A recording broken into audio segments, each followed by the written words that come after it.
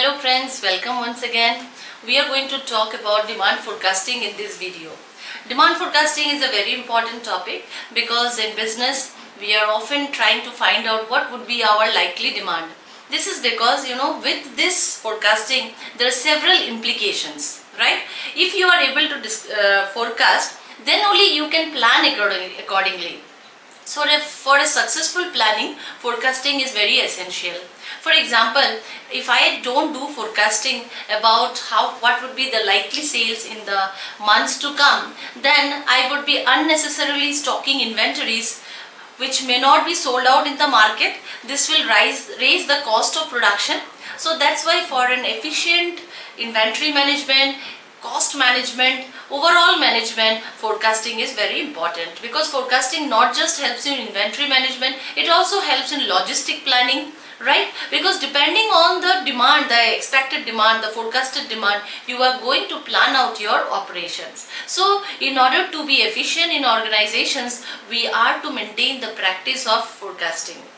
Now forecasting can be of two types. One is short run forecasting, the other is long run forecasting.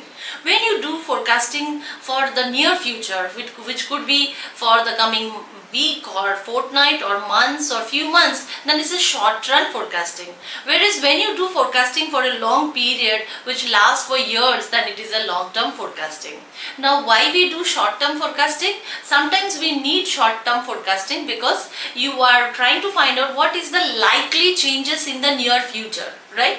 Whereas long term forecasting tries to find out what are the expected changes that is likely to take place in the years to come. Okay, so both types of forecasting is essential for organization. We need to forecast for the short period also, we need to forecast for the long period. Suppose I start a fast food cart today. So I'm selling fast food, so maybe I'm selling burger in my cart. So I need to know what is the likely or forecasted demand in the next week, or maybe for the next 10 days and 15 days, because I have to plan my inventory, I have to manage other things also. Okay, but not just that, I also need to know in the year, the next 1 year, 2 years, 3 years, how much would be my sales volume, or what is the likely demand of my product. So friends, having said that, it's very important that we forecast it very accurately, because accurate forecasting would help us positively. Whereas if our forecast is vague, is unscientific, it may be a wasteful exercise which will have no productive ends. So friends, in order to make the forecasting as scientific as possible, as accurate as possible, there are different techniques. We are going to discuss those techniques, and we know that forecasting is essential because we have to minimize wastages, we have to plan our operations, right? We want to beat the market and we want to boost the customer satisfaction. So all these factors are being touched with accurate forecasting. Now in this video, we are going to talk about what are the techniques of demand forecasting. Now friends, when we talk about the techniques of demand forecasting,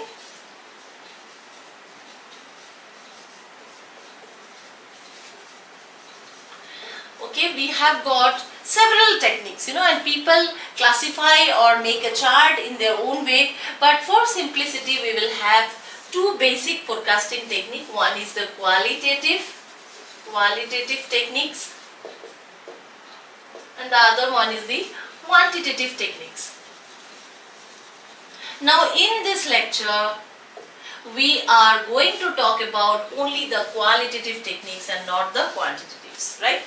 Now what is the difference between qualitative and quantitative techniques? Both the techniques are popularly used and they both are very important. Now let's understand what is qualitative techniques. Now friends, when we are going to forecast, this forecasting process involves a lot of inputs, okay? Because you cannot make a guesswork, you cannot make a hunch. You need to make your decision based on certain parameters, and if these parameters are based on some opinions or surveys or pulling of opinions or ideas, then that becomes a qualitative method. For example, you seek the opinion of your sales force, or you try to find out the opinion of the executives, then this becomes your qualitative techniques of forecasting the demand. Whereas quantitative techniques doesn't believe in opinions or some kind of pooling of ideas or surveys. Rather, it is based on the fact that the past is going to repeat. That means it takes into account the historical data and would like to predict the future based on what has happened in the past. This technique tries to foresee the future. Okay, so it generally takes into account the historical data and tries to predict the future. Okay, so having said that, let's understand what are those various qualitative techniques of demand forecasting. We'll take them one by one. The first qualitative technique we are talking about is opinion method.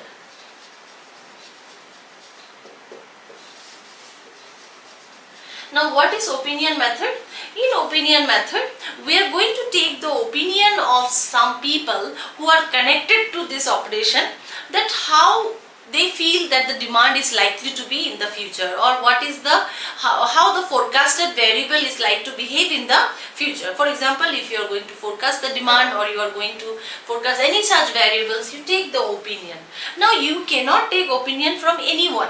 You need to take opinion from only those targeted people or targeted personnel who have some connection with this variable. For example, you can take or pull the opinion of the salesperson, because as I said, salesperson are very much in touch with the consumers. They have the sound knowledge of the pulse of the market, so they can tell you better how they feel the market is going to behave in the future, in the time to come, and how the demand is going to be for a particular product, because they are actually in touch. Okay. Similarly, you can also get opinion from the executives, because they are the top officials. They are already abreast with so much of information and knowledge that they can also help you in deciding or forecasting what could be the likely sales or demand in the future. Okay. So this is your opinion method. The second one is survey of consumers. Now, survey of consumers means you directly ask the consumers, okay? But you generally do not place direct questions. Do not ask them directly how much you are going to demand the next month, but you give them some parameters based on which you can judge what is likely to be the demand. For example, you can set parameters which will judge their sentiments, judge their purchase intention, judge their taste. Okay, so this means you are not taking opinion from anyone else, but directly the person who is much concerned here, that is the consumers, and you ask them certain such questions, or not questions, you try to find out from them what is their likeliness, or what is the forecast, or you try to forecast how much they are going to demand, not directly but based on some parameters which is largely going to come in the form of their taste and preference, in the form of their buying intentions or purchase intention, their sentiments, etc. Okay, so this is the survey method, but there could be some biases in this method, and that's why generally we don't follow this method, but this method is followed in conjunction with some other methods. Okay, let's take up the next one, number 3, that is the Delphi method. Delphi method. Okay, now Delphi method is similar to your opinion method. Okay, where in the opinion method you are taking the responses from some of the connected people and try to find out how much the forecast, what will be the forecasted volume, however, or how the demand is going to behave in the future.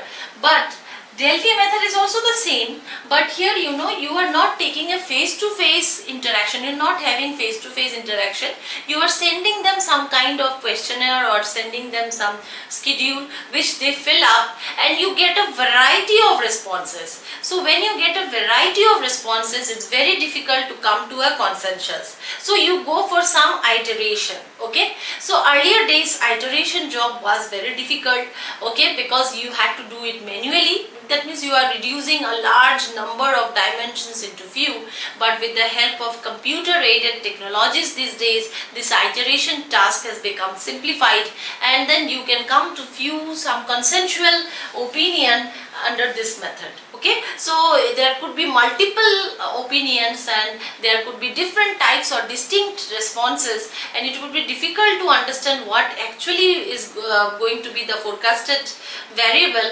But then in Delphi method you do some kind of reduction process, iteration, and then you come with some consensual outcome, and this method is known as the Delphi method. Okay, so let's proceed to the next one. Control experiment method.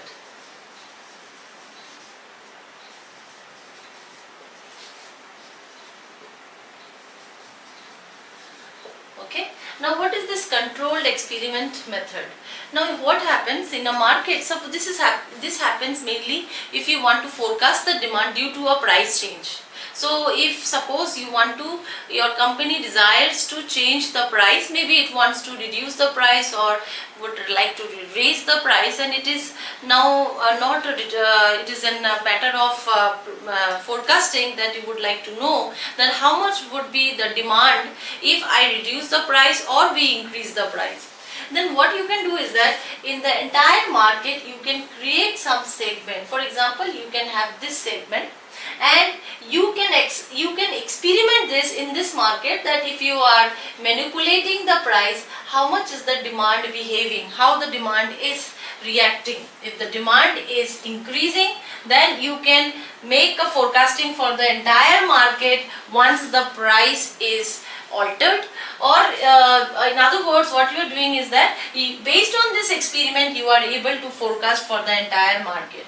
But you are trying it with a limited market segment, you are trying this with a limited market segment, and whatever is the outcome, based on that you are trying to make a forecasting for the entire market. So this market is a control market where you are having some kind of control environment.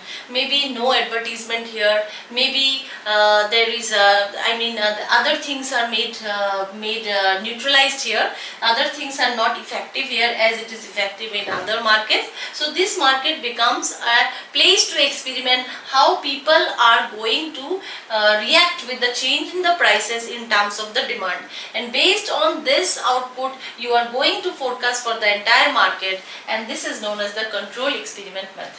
And the last method, though it looks bit unscientific but highly useful in some circumstances, that is the judgmental method or judgment method. You better call it judgmental method. Okay, so now what is this judgmental method? Judgmental method means there is no scientific backup nor data backup. You are just making a forecast without any background, but some kind of hunch or some kind of intuition based on which you are making the forecasting, and this is called judgmental method. Now you might have a question why this method is to be discussed, because it looks highly unscientific. But in case of uncertain environment, or in case of a very highly, you can say if it is a completely new environment, you don't have any data backup, the market is very new or very uncertain how the market is going to behave. In that case you can have your own judgment, use your own insight and intuitions to forecast the demand. So that's all friends under the qualitative techniques. We started with the opinion method, where you can pool the opinion of various personnel.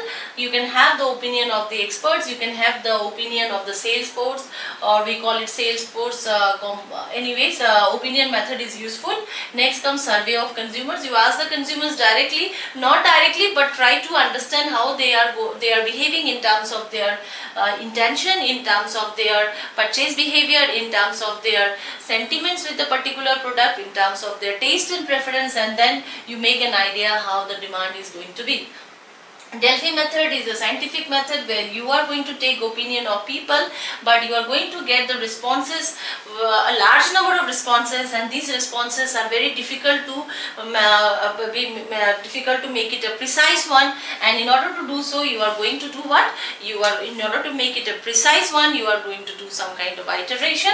Next comes control experiment, where you have a total market segment and you take out one particular market segment for your experiment, where you try to manipulate some price or anything, any such strategy, and find out what is likely to be the demand. Okay, so maybe it could be an advertisement. You want to launch an advertisement and you want to know how the demand is going to behave in response to the advertisement. So don't have the advertisement for the entire market, just have the ad applicable in this market segment and see how the demand is behaving, and based on that you can have a conclusion and forecast for the entire market.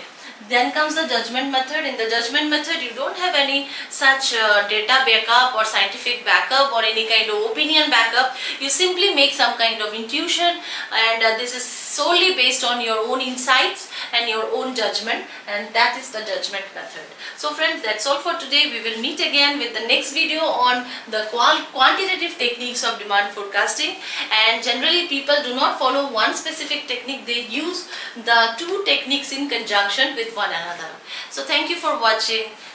Stay tuned for the next video. Bye bye.